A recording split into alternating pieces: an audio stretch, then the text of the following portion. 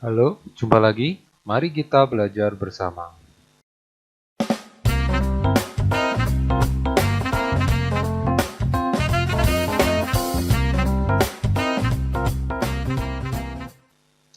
Kali ini kita akan membahas soal di tema 6, subtema 2, pembelajaran 5. Yang pertama adalah soal pada latihan 1 yang ada pada halaman 55. Di situ tentang bahasa Indonesia.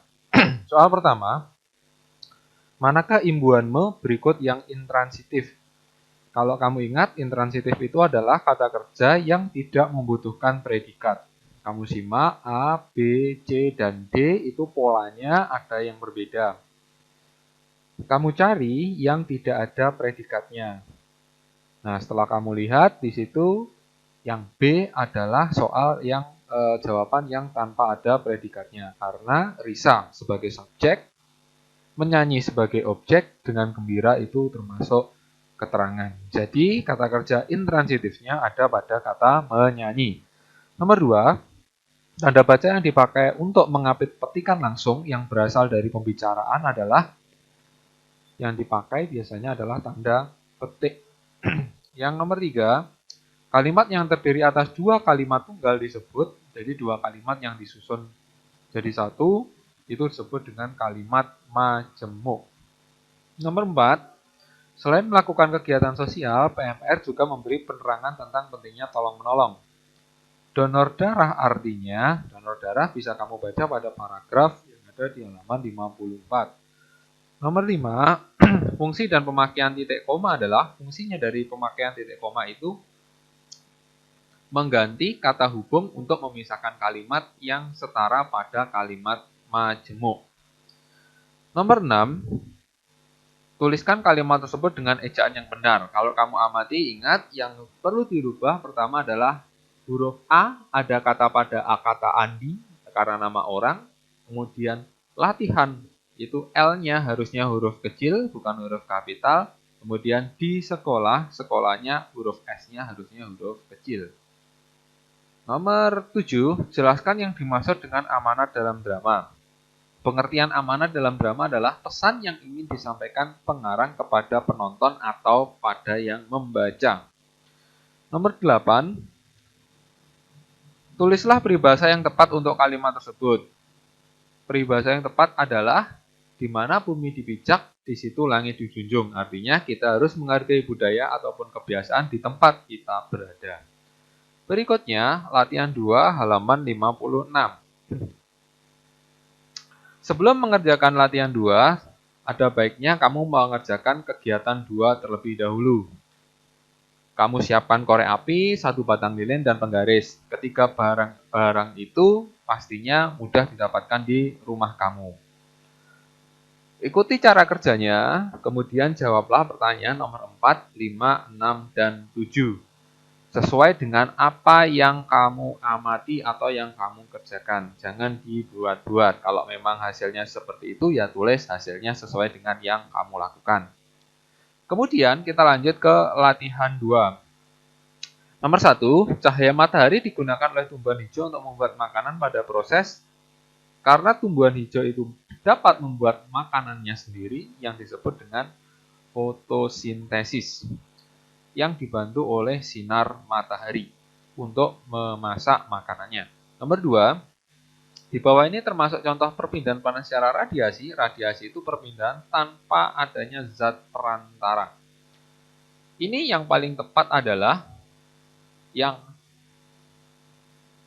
antara yang C dengan yang D. Kenapa zaman yang D? Karena yang C itu cahaya matahari selalu bersinar, tidak berhubungan dengan panas. Sedangkan yang D, panas api lilin. Itu yang lebih tepat. Yang D. Nomor 3, perpindahan panas dari satu benda ke benda lain terjadi apabila terdapat perbedaan suhu. Jika suhu yang tinggi akan berpindah ke suhu yang lebih rendah. Nomor 4, radiasi panas terbesar yang dapat kita rasakan adalah radiasi yang dihasilkan oleh sinar matahari. Yang jauhnya berjuta-juta kilometer masih bisa sampai ke permukaan bumi. Nomor 5, benda yang dapat menghantarkan panas dengan baik disebut ada 2 benda, satunya disebut konduktor, satunya disebut isolator. Yang dapat menghantarkan panas dengan baik adalah konduktor. Nomor 6, jelaskan apa yang disebut dengan perpindahan panas secara radiasi. Ini bisa kamu lihat pada halaman 55. Nomor 7, mengapa jaket yang terbuat dari bahan wol akan membuat badan kita hangat walaupun cuaca sedang dingin? Kalau kamu ingat, sifat dari kain wol itu dapat menahan panas sehingga panas tubuh kita tidak keluar, tetap ditahan di dalam jaket sehingga badan kita tetap terasa hangat. Nomor 8, mengapa pada siang hari terik dengan menggunakan baju hitam badan kita akan terasa panas? Kalau kamu lihat di paragraf, warna hitam itu cenderung menyerap panas. Sehingga ketika kita memakai pakaian hitam yang berwarna hitam pada siang hari akan terasa lebih panas daripada tidak menggunakan pakaian yang berwarna hitam. Nomor berikutnya ada pada latihan 3 halaman 57 dan 58. Berikut yang bukan merupakan unsur-unsur yang harus diperhatikan dalam penyusunan pola lantai adalah level. Level itu tingkatan, jadi tidak ada hubungannya pola lantai dengan tingkatan. Nomor 2, tari daerah perorangan berarti sendiri cenderung memiliki pola bebas. Kenapa? Karena dia hanya sendiri, tidak membentuk pola lantai. Pola lantainya ya satu orang saja. Nomor 3, pola denah yang dilakukan seorang penari dengan perpindahan, pergerakan, dan pergeseran posisi dalam sebuah ruang untuk menari disebut dengan pola lantai. Ini pengertian dari pola lantai. Nomor 4, tari yang dibawakan seorang diri disebut tari, bisa dikatakan tari tunggal atau tari perorangan.